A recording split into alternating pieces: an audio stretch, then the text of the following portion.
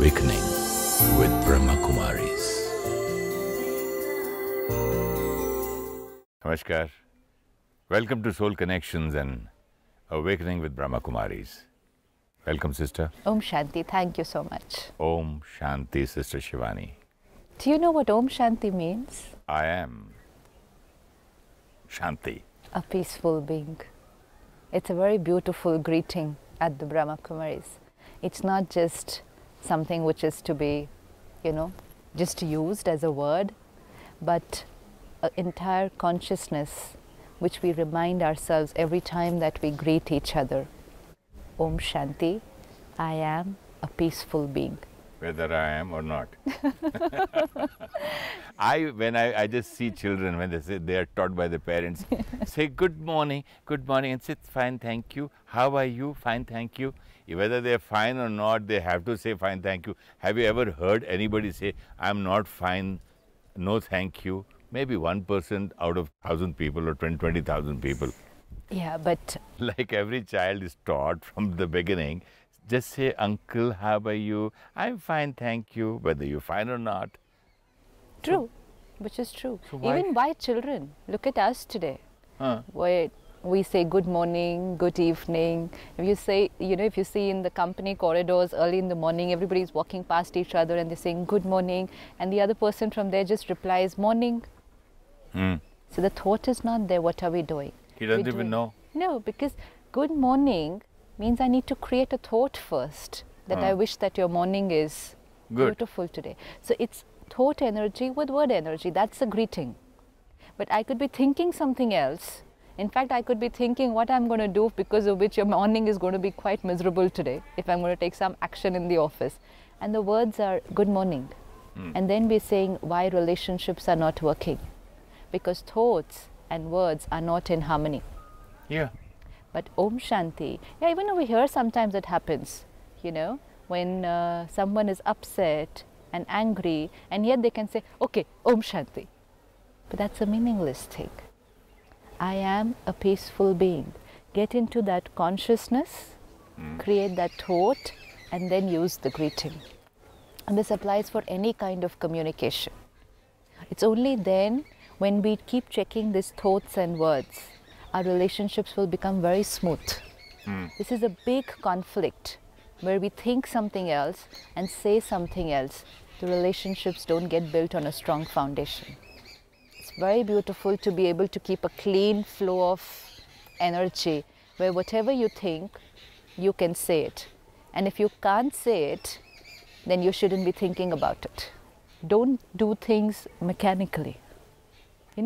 Sometimes we become very mechanical, even with our words and our behaviors, and then we're not exchanging the right energy with each other.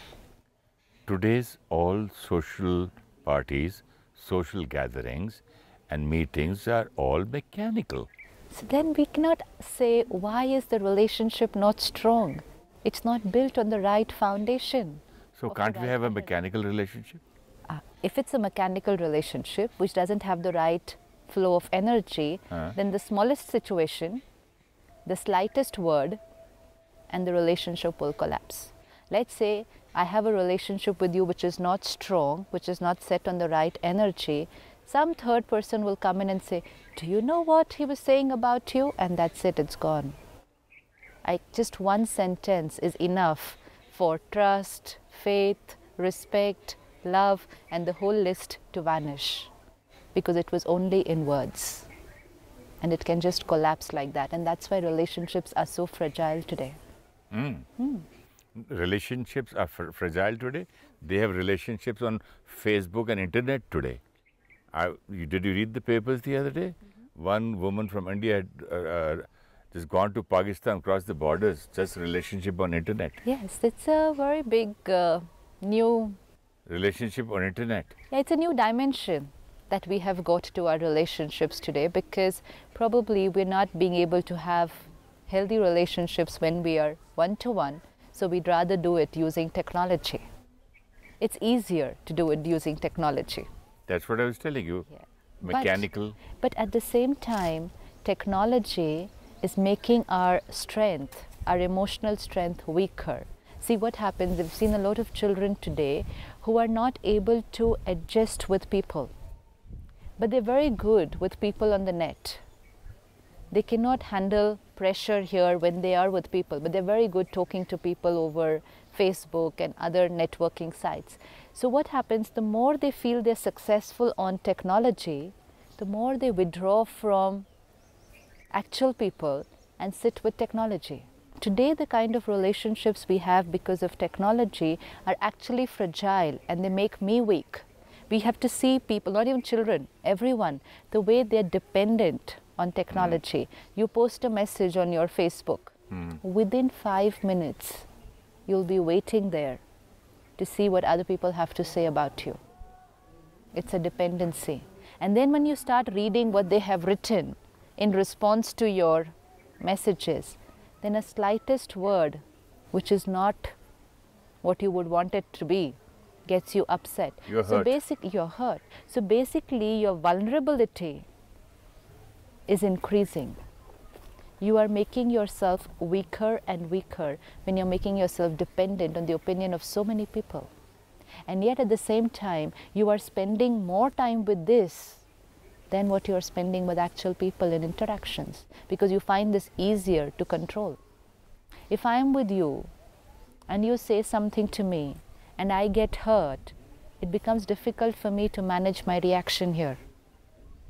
But if I am on the internet and you say something to me and I get hurt, you won't come to know my reaction. Right? But then what happens, I start getting more comfortable with that internet and with people on the net, and I withdraw from these real life interactions. That's Because easier. this is difficult. Yeah, this is difficult. But the more I withdraw, the weaker I get. The lesser I use my strength, the weaker it gets. So it is okay to use technology for once in a while, but if we're going to make that the foundation of our relationships, then we're only reducing our emotional strength. But sister, you see every child, I won't even say every third child, all these kids, girls and boys, they are in love with each other on internet or Facebook and creating a mess out of their life. Again, we will claim that we are in love. We even think that we are in love. But it needs to be checked whether that's really love and whether I am experiencing what I want to experience. Sometimes when we get attached to someone, what happens is we create a very ideal image about them on the screen of our mind. And once we create that ideal image, we lose our own thinking in that image. Our thoughts and feelings are with that image that we have created on our mind. And then we tend to think of them very often and we think this is love. It's attachment. Again, when that image and the actual doesn't match, or when the person actually does something which is contradictory to the image that I have created, then my state of mind gets disturbed.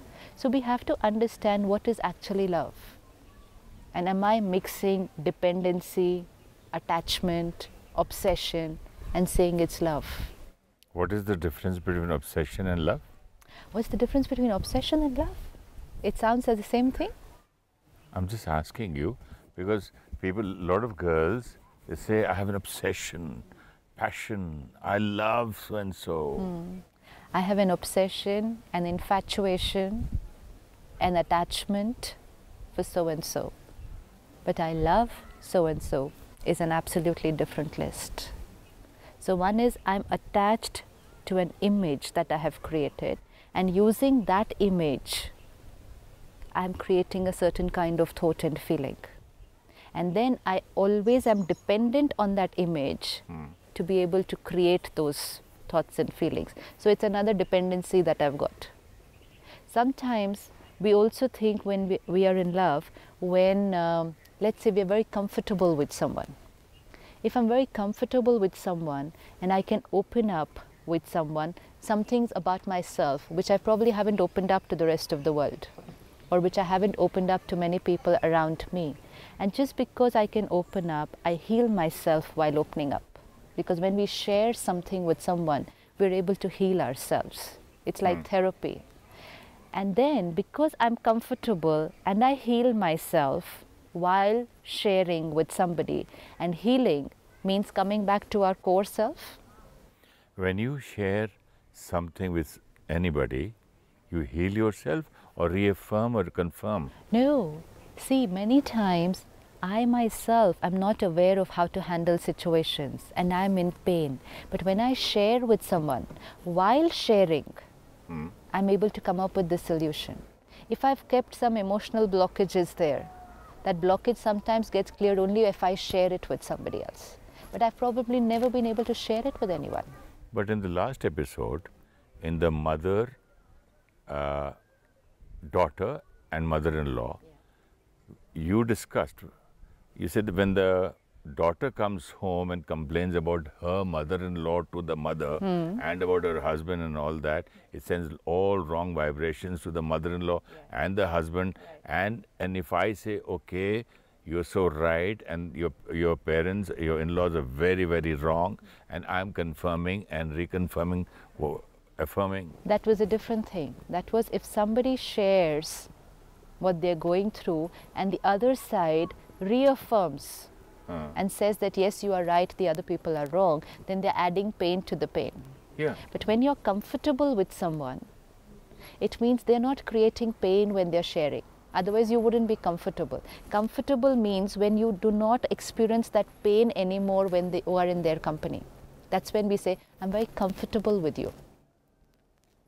I'm very comfortable when I'm with this person. Comfortable means who's comfortable?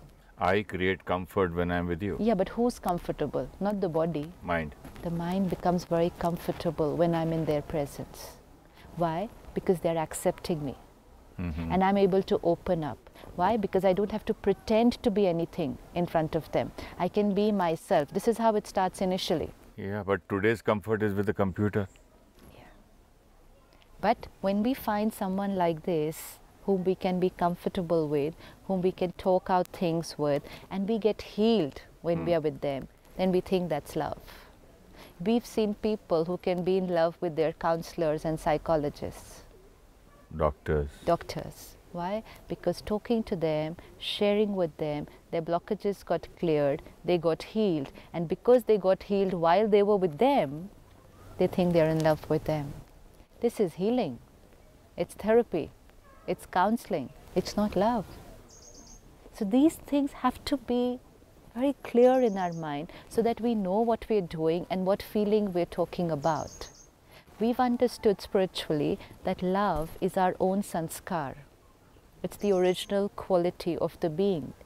But like my other original qualities, happiness, bliss, I was not being able to create them without a stimulant. Today I'm not able to create love without a stimulant. Right.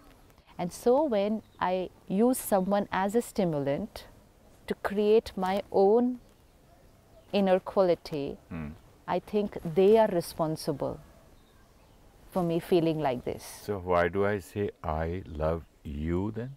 Yeah, but then when I say When I see you, I create love in me? Yes, because it's your own nature, it's your own property. And that's why it is sometimes when it's a one-way relationship, the other person is not feeling anything. The other person is not sending any energy. But it can be both sides also. Suppose, let's say if it's one side, let's take that one side. The other side is not sending any energy. That And means then? who's creating it? I'm creating myself. I'm creating it myself. Or maybe I lost it and I'm finding it. Myself, but exactly. I am doing it all by myself. And that's why we can do it even if the other person is on the internet. Then why am I running after that person once I get the feeling? Why does a person run after drugs? Why does a person run after any stimulant? Because he finds bliss. I need that stimulant to be able to create it, because I have not learned the art of creating it without the stimulant. And then if the stimulant is withdrawn from me, you know, there are so many people, if they feel rejected, suppose what they feel is not reciprocated, and if the other person leaves them, we've seen children where the other person gets married to someone else, so they feel so rejected, they actually write to us that they don't want to live anymore. because they think they'll never feel nice ever after this person has left. That's the amount of dependency on the other person they have kept. It's only because of him or her that I was feeling nice. Now I can never ever be happy. This is the amount of dependency we think we have on other people. So what do children do? What do they do? What should children do? It's children or it's everyone today. Okay, what do girls and boys do?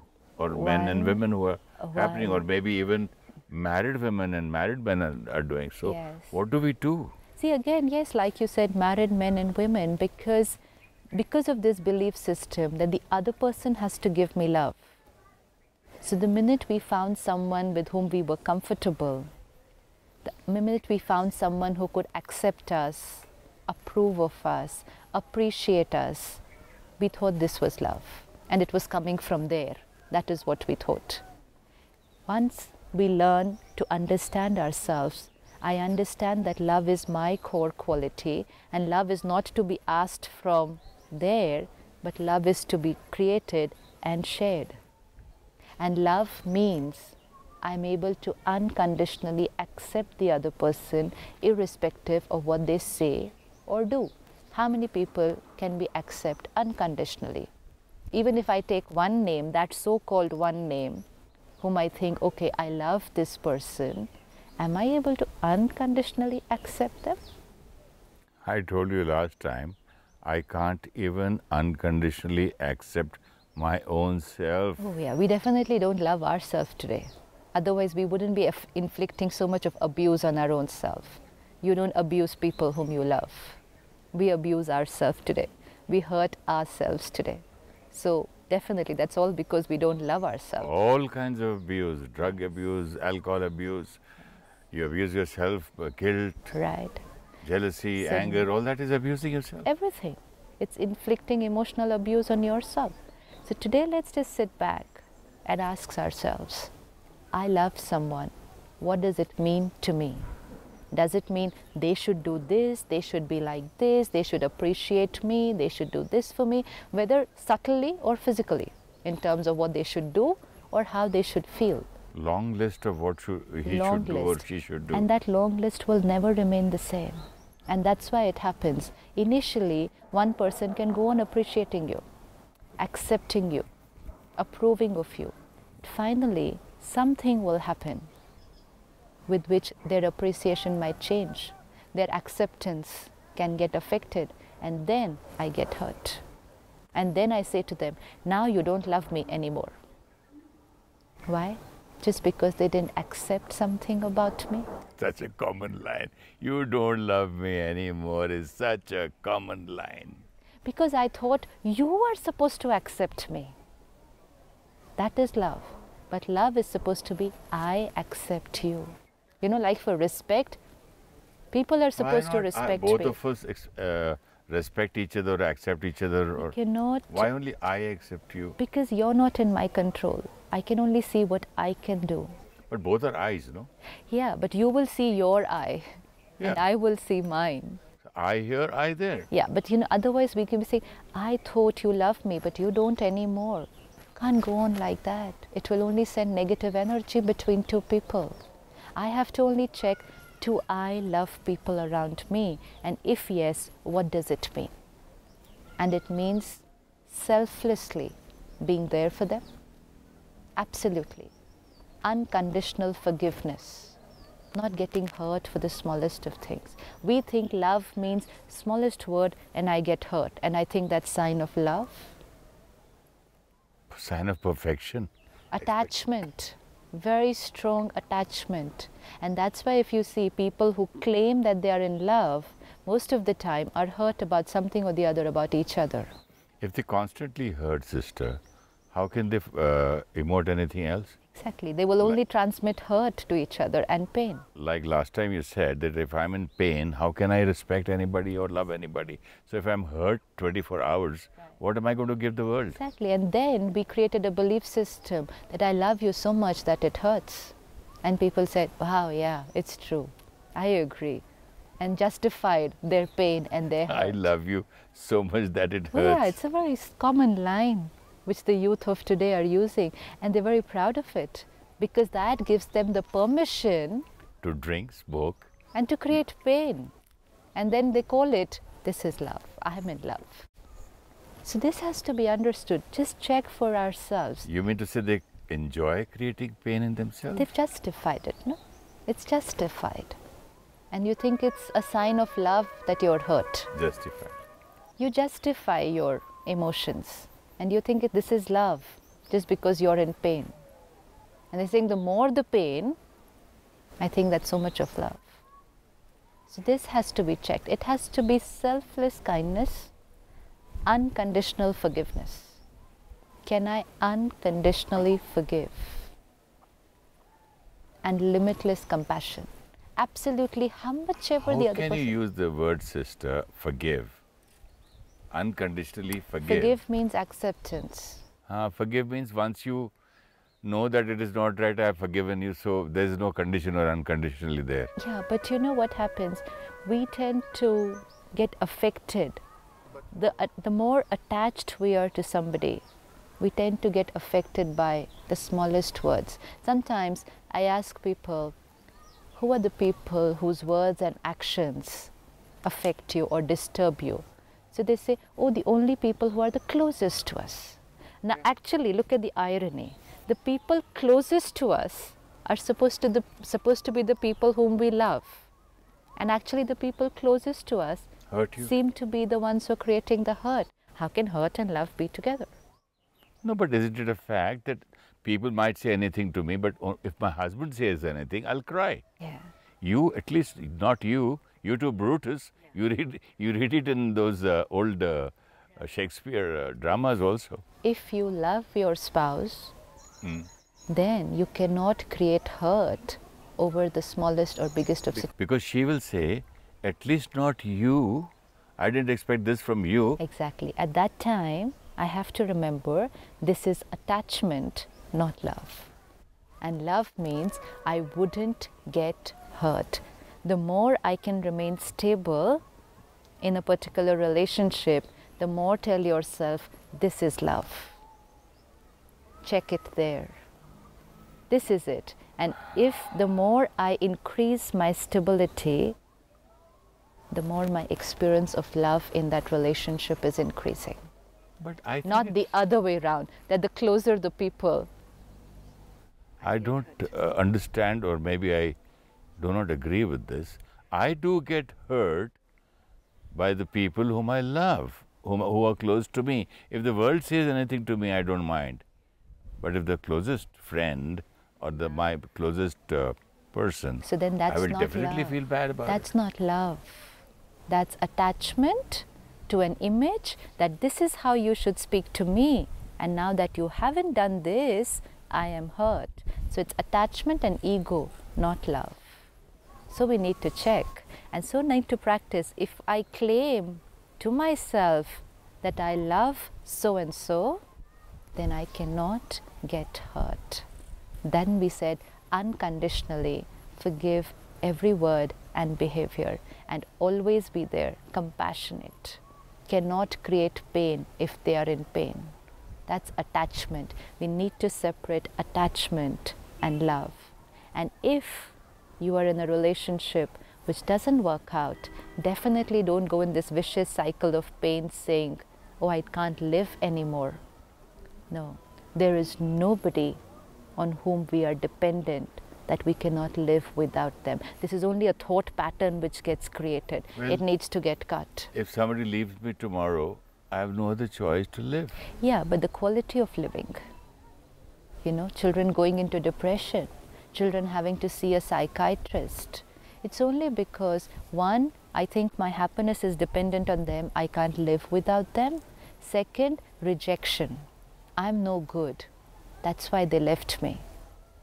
And third, my self-esteem was dependent on them, and without them, I cannot be fine. And so they go into that cycle of negative thoughts. And then we say, this is love. And people actually write emails saying, please tell us how can we get them back. Let's send love. A loving meditation to all the people who are running after those computers and Definitely. not understanding what is love. Sister, when you said, I want him back or her back, I need to speak to you in the next episode about this. There are people who do black magic and they say, okay, I'll get him back for you or get her back for you. You pay me so and so. And a lot of things about jealousy and success. Till then, a small meditation. Thank you.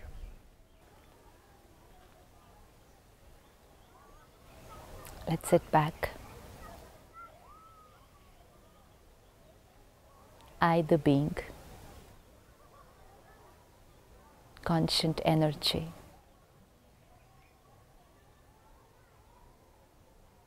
I am a loveful being. Love, that feeling for which I was searching outside. Stimulants, people, objects, I searched everywhere. This is me. I am love. I am complete.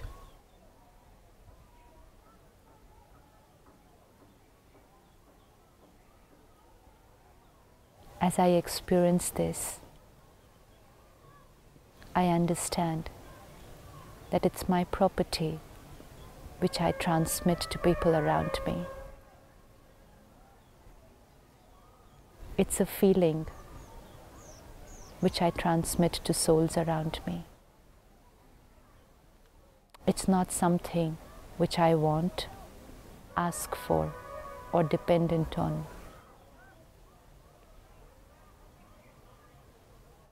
It's my natural sanskar. And I can create this in the presence of everyone, because this is who I am.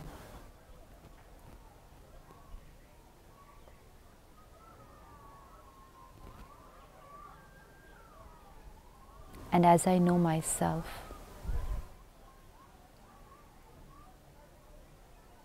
I send vibrations of love to all the souls and relationships around me. I send vibrations of love to souls all over the world, because I, the soul, am in connection through the energy of love. Om Shanti. Om Shanti. If you wish to discuss your problem or have a question to ask or want to know your nearest Rajyoga meditation center, call us on 099 99 744 555. Om Shanti Om.